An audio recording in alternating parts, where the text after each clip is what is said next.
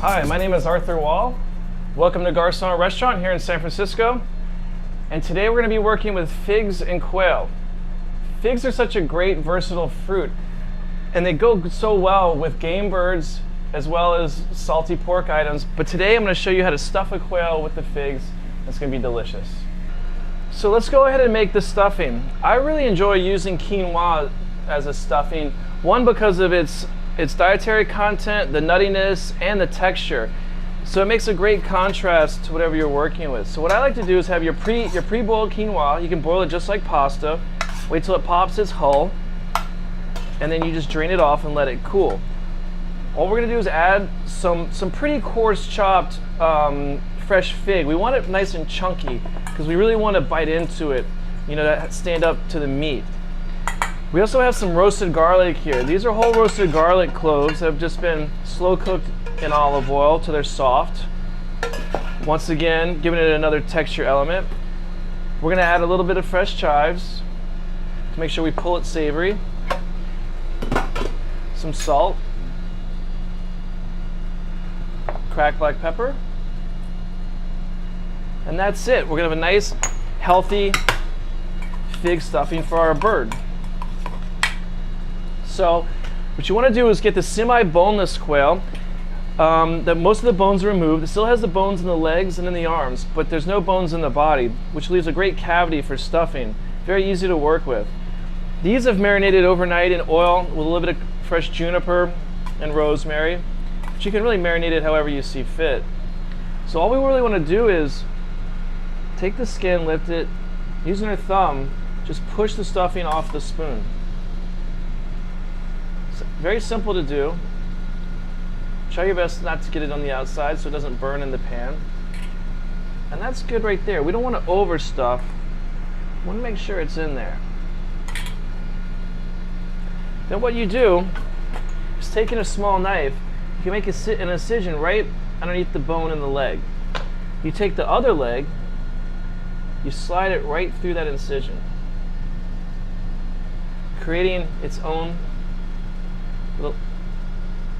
little skewer. That'll seal up the bird. It looks very relaxed and getting it ready to sear. We're going to give this with some salt and pepper, and it's going to go right into our pan. So once again, using a cast iron so it retains its heat. We're going to start with the breast side down first.